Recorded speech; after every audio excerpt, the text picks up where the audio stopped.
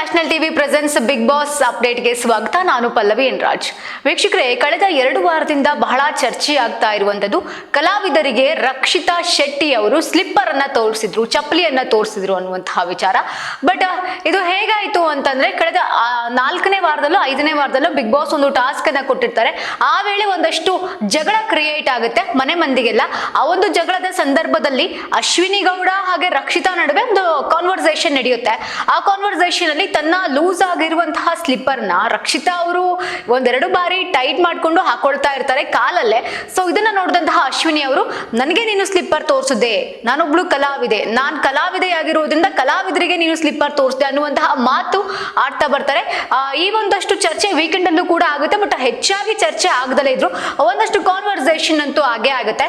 So ಆ conversation ಅಲ್ಲಿ Rakshita Shetty ಅವರಿಗೆನೆ Sudeep sir ಏನ್ ಹೇಳ್ತಾರೆ ಅಂತಂದ್ರೆ, ರಾಶಿಕಾ ಹಾಗೇನೆ ಸ್ಪಂದನ ನಿಮಗೆ ಏನ್ ಮಾಡಿದ್ರು, ಏನಾಯ್ತು ಅಲ್ಲಿ ಅನ್ನೋ ಒಂದಷ್ಟು ಚರ್ಚೆ ಆಗುತ್ತೆ. ಸೊ ಅವಾಗ ಈ ಒಂದಷ್ಟು ಕಾನ್ಸೆಪ್ಟ್ ತಣ್ಣಗೆ ಇರುತ್ತೆ. ಅನಂತರದಲ್ಲಿ ಕಳೆದ ಈ ವಾರ ಕೂಡ ಹೆಚ್ಚಾಗಿ ಚರ್ಚೆ ಆಗುತ್ತೆ.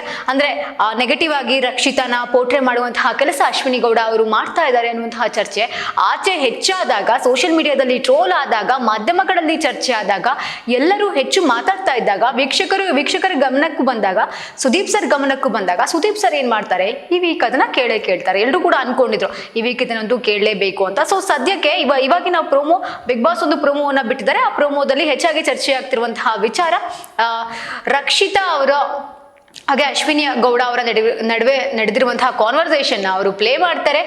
ವಿಟಿ ಪ್ಲೇ ಮಾಡಿದಾಗ ಅದರಲ್ಲಿ ಅಸಲಿಗೆ ಏನಾಗಿತ್ತು ಅನ್ನೋದನ್ನ ಸುದೀಪ್ ಸರ್ ಹೇಳ್ತಾರೆ. ಸುದೀಪ್ ಸರ್ ಏನ್ ಮಾತಾಡ್ತಾರೆ ರಕ್ಷಿತಾ ಜೊತೆಗೆ ಹಾಗೆ ಅಶ್ವಿನಿ ಗೌಡ ಅವ್ರ ಜೊತೆಗೆ ಅನ್ನೋದನ್ನ ನಾವು ಎಪಿಸೋಡ್ ಅಲ್ಲೇ ನೋಡ್ಬೇಕಾಗತ್ತೆ. ಬಟ್ ಪ್ರೊಮೋದಲ್ಲಿ ಜಸ್ಟ್ ಹೇಳಿರುವಂತಹ ಪ್ರಕಾರ ಕಲಾವಿದರಿಗೆ ರಕ್ಷಿತಾ ಶೆಟ್ಟಿ ಅವರು ಸ್ಲಿಪ್ಪರ್ ಅನ್ನ ತೋರಿಸಿದ್ರ.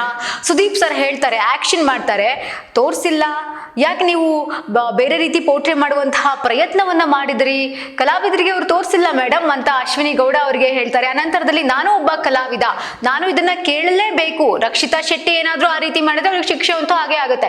ಸೊ ಅಶ್ವಿನಿ ಗೌಡ ಅವರು ಪಾಪ ರಕ್ಷಿತಾಗೆ ಯಾಕೆ ಟಾರ್ಗೆಟ್ ಮಾಡ್ತಾ ಇದ್ದಾರೆ, ಅದು ಅವರೊಬ್ಬರೇ ಟಾರ್ಗೆಟ್ ಮಾಡಿದ್ರೆ ಓಕೆ, ಬಟ್ ಒಂದು ಗುಂಪನ್ನ ಕಟ್ಕೊಂಡು ಅವರಿಗೂ ಅಲ್ಲಿರುವಂತವ್ರಿಗೂ ತಲೆಯನ್ನ ಕೆಡಿಸಿ, ಸುದ್ದಿ ಅವರಿಗಾಗಿರಬಹುದು, ಜಾನ್ವಿ ಅವರಿಗಾಗಿರಬಹುದು, ಧ್ರುವಂತ್ಗಾಗಿರಬಹುದು, ಒಂದಷ್ಟು ಅಲ್ಲಿರುವಂತಹ ಅಟ್ಮಾಸ್ಫಿಯರ್ ನ ಅಶ್ವಿನಿ ಗೌಡ ಹಾಳು ಮಾಡ್ತಾ ಇದ್ದಾರೆ.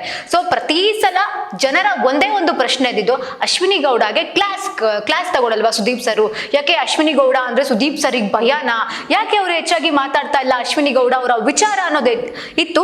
ಬಟ್ ಸುದೀಪ್ ಸರ್ ಒಂದು ರೆಸ್ಪೆಕ್ಟ್ ಇಂದಲೇ ಗೌರವ ಕೊಟ್ಟೆ, ಏಜ್ಗೆ ಮರ್ಯಾದೆ ಕೊಡ್ತಿದ್ರು, ಪ್ರತಿಯೊಬ್ಬರಿಗೂ ಕೂಡ ರೆಸ್ಪೆಕ್ಟ್ ಕೊಟ್ಟೆ ಸುದೀಪ್ ಸರ್ ಮಾತಾಡೋದು. ಸೊ ಆ ಒಂದು ನಿಟ್ಟಿನಲ್ಲಿ ಅವರು ಪ್ರತಿ ವಾರ ಅವರ ವೇನಲ್ಲೇ ಅವರು ಹೇಳ್ಕೊಂತ ಬಂದಿದ್ರು.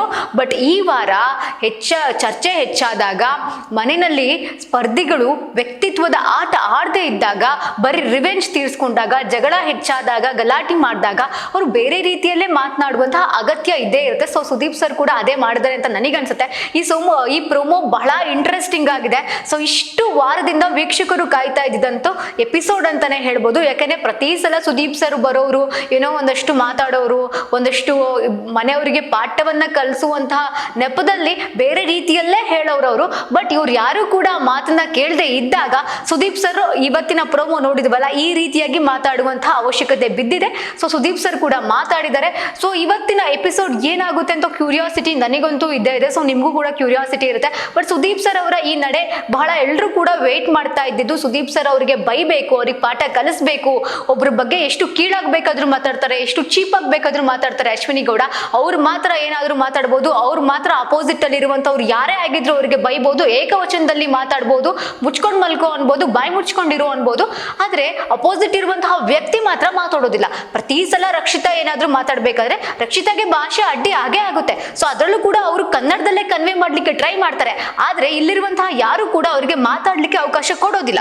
ಸೊ ಇದೆಲ್ಲದನ್ನು ಕೂಡ ಸುದೀಪ್ ಸರ್ ಪ್ರಶ್ನೆ ಮಾಡ್ತಾರೆ ಅನ್ನೋದನ್ನ ಕಾದ್ ನೋಡ್ಬೇಕಾಗಿದೆ. ಸೊ ಇವತ್ತಿನ ಎಪಿಸೋಡ್ ಬಹಳ ಕ್ಯೂರಿಯಾಸಿಟಿಯಿಂದ ಎಲ್ಲರೂ ಕೂಡ ವೆಯ್ಟ್ ಮಾಡ್ತಾ ಇದೀವಿ. ಹಾಗೆ ಮನೆಯಿಂದ ಯಾರು ಹೋಗ್ತಾರೆ ಅನ್ನೋದು ಕೂಡ ವೆಯ್ಟ್ ಮಾಡ್ತಾ ಇರುವಂತಹ ವಿಚಾರವಾಗಿದೆ. ಸೊ ಎಲ್ಲರೂ ಕೂಡ ನಾಮಿನೇಟ್ ಆಗಿದ್ದಾರೆ. ವ್ಯಕ್ತಿತ್ವದ ಆಟ ಹೇಗಿತ್ತು ಅನ್ನೋದನ್ನ ಇವತ್ತು ಸುದೀಪ್ ಸರ್ ಹೇಳುವಂತಹ ಪ್ರಯತ್ನ ಮಾಡ್ತಾರೆ. ಎಷ್ಟು ಜನ ಅದನ್ನ ಅರ್ಥ ಮಾಡ್ಕೊಂತಾರೆ ಅಥವಾ ಮುಂದಿನ ವಾರ ಅದನ್ನೇ ಕಂಟಿನ್ಯೂ ಮಾಡ್ತಾರೆ ಅನ್ನೋದನ್ನ ಕಾದ್ ನೋಡ್ಬೇಕಾಗಿದೆ.